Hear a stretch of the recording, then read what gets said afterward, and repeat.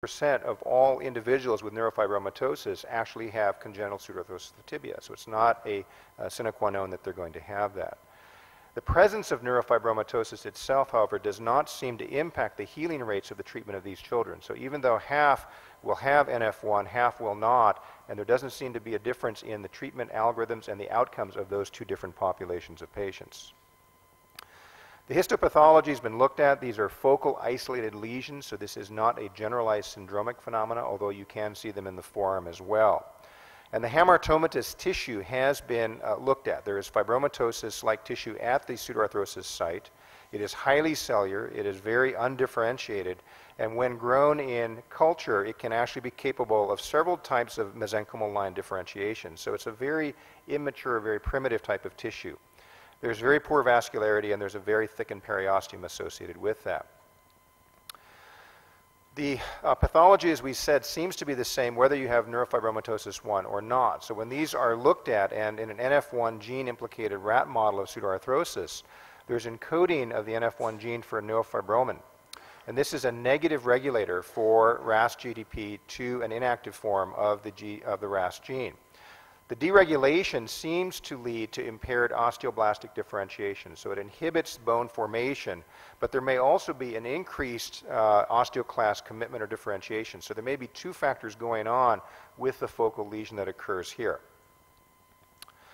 There is a human NF1 isolation from hamartomatous tissue that Cho et al. From Korea did.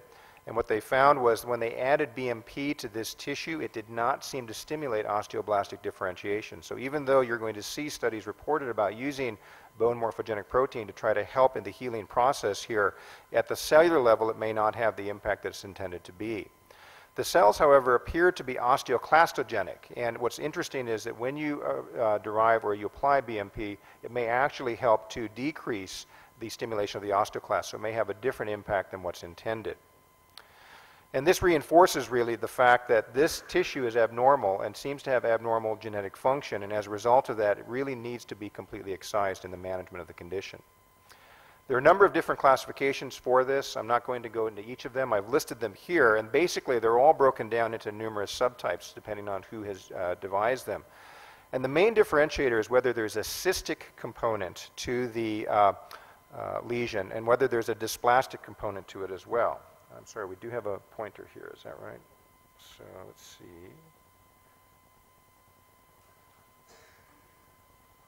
Does the pointer work on this? I'm sorry. So dysplastic lesions like this where there's marked thinning, penciling of the bone tend to have a poor prognosis, and you can have lesions that have a cystic component as seen in this early onset pseudoarthrosis of the tibia. And really, if you have these two features in all of the classifications, they tend to imply a worse prognosis. But none of these classifications really give you any hint as to what the treatment should be or necessarily a predictor of outcome beyond the presence of marked dysplasia or very marked cystic changes. Early fractures carry a worse prognosis, and those children who break early in life, i.e. under the age of 1.5 to 2 years, tend to do worse than those who will be persistent in having continuity of their tibia over time. The age at which the fracture first occurs seems to be also predictive, as we said. So early onset, less than 4 years, delayed onset, greater than 4 years, and all of the classification schemes seems to do worse. And as a result of the deformity, you'll see in association with this a severe limb length inequality, oftentimes poor ankle function, and you may have persistent fibular pseudoarthrosis. So all of these features have been shown to have poor outcomes. And it may provide some comfort to the family to provide brace management. Once you have a fracture, however, really the treatment goals shift dramatically, and the primary goal is to obtain bony union, and then secondarily to maintain union. If you look at children over time, what happens is that non-operative management has been generally shown to be less successful, and the ability to achieve bony union if you do not operate, if you do not resect the tissue and bone graft, is thought to be less than 50% in most cases. And there is no consensus yet as to the best surgical management, because once you obtain bony union, maintaining union and avoiding refracture is the secondary problem. And all of the studies that have looked at this are level 4 studies. There are no comparative treatment groups that exist. So when we talk about the principles of surgical management, the first is resection of the pseudoarthrosis. And you have to take out all of the hamartomatous tissue. You need to resect the periosteum as well, because it seems to also be involved. resect the fibular pseudoarthrosis if present. And one of the big debates and the questions is always, how much of a gap do you leave and how much resection do you do here? Because the tissue extension of this can be quite large. You then need to get bone-to-bone contact, and in many situations what you'll be doing is, if you have fresh bone ends that you can leave together, you can do intramedullary rotting like this, oftentimes with shortening of the bone in order to create bone-to-bone contact here, but bone grafting is also an integral part of this. We'll talk a little bit later about vascularized fibular grafts and the experience there. And other things have been done to try to use existing tissues by doing bypass grafts, which is to create a synostosis between the tibia and the fibula, bridging across basically the gap in this location. And more recently, there are case series and cohort series coming out using BMP2 as an effort to try to stimulate more osteoblastic formation. So intramedullary stabilization has been the mainstay of treatment, and once this was introduced, whether you use Williams rods, Rush rods, telescoping rods, flexible rods, K-wire Steinman pins, all of these have been done. But the union rates, the time to union went from basically 50% or less to 80 to 90%. So stabilization is an important evolution in the management of this condition. Most authors would say that you also need to stabilize the fibula, and the small cohort series that are out there would suggest if you don't stabilize both tibia and fibula, you will have a higher rate of non-union as a result of that. What has become increasingly recognized, I think since Laurie Carroll did some nice gait studies looking at ankle function, is the conventional way to place the rods was to go across the ankle, so that if you had a very short distal segment here, that you would add the lever arm of the foot and ankle by extending the rod all the way through. And long-term studies have shown us that the ankle function of those children where you've gone across the ankle is significantly worse than those where you can stay above the ankle. So the long-term functional difference seems to be significant. So in general, most people are recommending no longer to go across the ankle if at all possible. External fixation is advocated a lot. It is a very useful adjunct that can provide stability and also help you by doing secondary lengthening, usually through a second osteotomy or corticotomy either above or below the level of the pseudoarthrosis.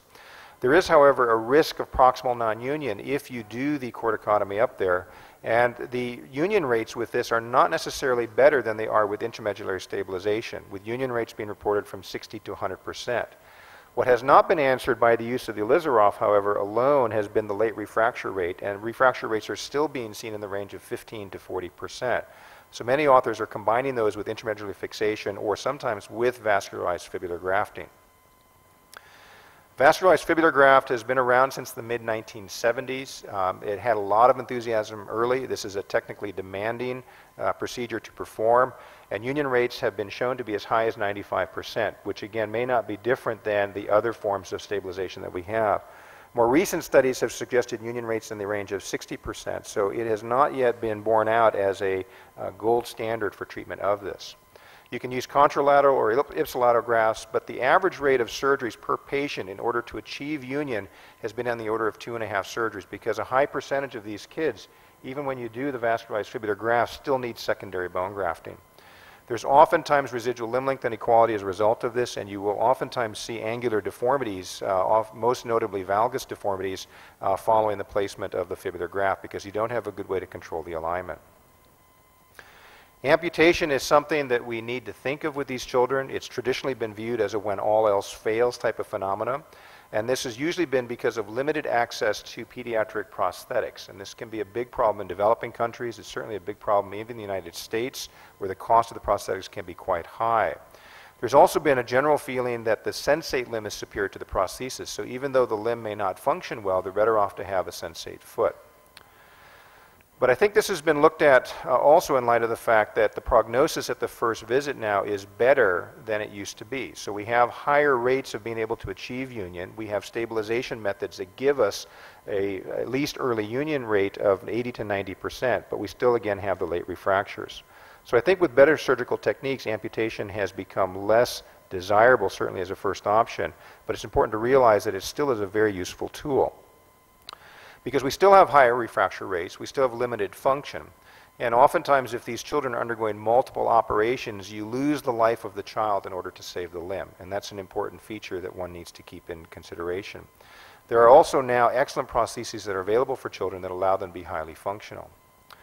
So going back all the cohort series of patients have been reported, I think the indications and risk factors for amputation are the number of operations. And there's an old adage of 3 strikes and you are out. I don't know cricket well enough to know if there's some comparable terminology there, but certainly in American baseball there is. And I think if a child is undergoing multiple operative procedures and you're on the 3rd go-around without the ability to achieve bony union, you really need to think about going to amputation. If you have an anticipated limb length inequality that's going to exceed 5 centimeters, the ability to correct that even with Lizaroff devices can be challenging, and one should think about amputation there.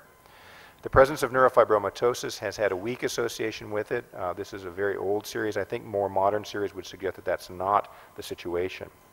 But failure to achieve union by age 6 years or more than 30 months to achieve union have also been associated as very poor prognostic factors with a high refracture rate. And most of those children, again, should have discussions of amputation early. The Symes amputation is the best form of that. Try to retain the tibial stump. Even if you persist in having a non-union at the pseudoarthrosis site, that doesn't seem to be symptomatic, and that can be controlled with your prosthesis. And really the goal is a wearable prosthetic, and non-unions, as we said, are rarely painful. So in summary, this is a rare and difficult problem. We have very little understanding of the pathology. There is no consensus of management. And you'll find people advocating very strongly for their particular approach, whether it be external fixation, whether it be intramedullary fixation. But there's a common feature of bone grafting and some form of stabilization that leads to a better outcome. The initial reconstructive efforts are much better than they were 20 years ago, and I think that the outcomes have, as a result of that, improved, and you can actually have children who advance into their adult years with a very normal, very functional lower extremity. It's unclear whether or not the long-term function is going to stay in a good state for these children, as the longest series that we have now are about 20 to 25 years out, and most of these children are not very old.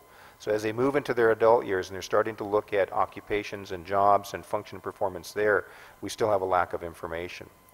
And I would lastly say that we should continue to advise families of the possibility and consider amputation early, less commonly than was done 20 years ago, but not something to lose sight of as a goal to get the child more functional at an early age and enjoy their childhood. Thank you.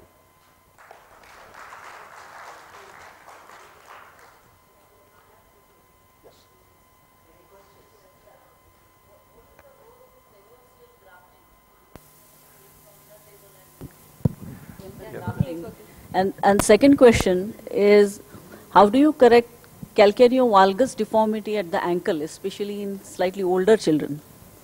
So 2 questions. One is the role of periosteal grafting, the taking of periosteal strips either from, and I've seen it described both from the ipsilateral and the contralateral tibia, and I don't know if you're referring to one or the other.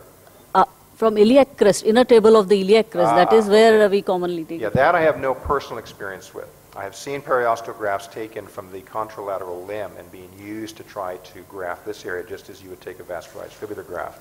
And to my knowledge, those have not borne out to be very successful compared to other methods. So compared to just on-lay bone grafting, I have not seen an advantage that's been described, and you may have other experience that would suggest. Yeah, we use it with corticocancellous graft, and we wrap the bone graft in periosteum, taken from inner table of the iliac crest.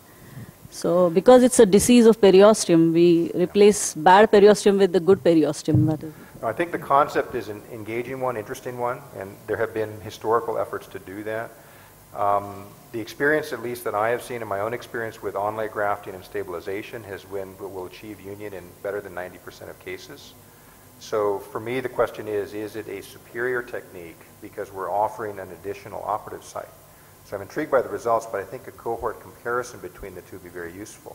And the other question that really has existed is if you do periosteal grafting, will that periosteum stay normal or will it transform over time? And can it redevelop a pseudoarthrosis in that area? And maybe you could share if you've had some experience about decrease in late refracture, because I think that would be the intriguing possibility. Any thoughts on that? Since see, we use the periosteal graft and bone graft along with the Lizaroff, and we also put an intramedullary rod. Yeah. So refracture rate is significantly increased, but I don't know whether it is because of periosteal graft or the intramedullary fixation. So I'm not sure about that. Yeah, you had a comment as well. I mean, this side of India, I think amputation is not so easily acceptable to people. So we would try as much as possible to try and do something about it. Dr. Benjamin himself has very good results with intramedullary rodding and large excision if done earlier on, and there are significant number of people who are doing Lizarov later on, as well as hybrid. So as long as you've exhausted all your possibilities and you've really come to a absolutely no gain situation, I think we would reserve the amputation only for that. Yeah, no, I would agree with that. I think the issue of amputation is somewhat historical, but I think that the union rates now are very good. We still see, though, children with severe dysplastic CPT and also highly cystic CPT that will have refractures. And the dilemma, I think, unfortunately, it's a minority of patients, but those who undergo multiple refractures, despite all of these attempts to try to salvage them, I think that's the subpopulation. I can't characterize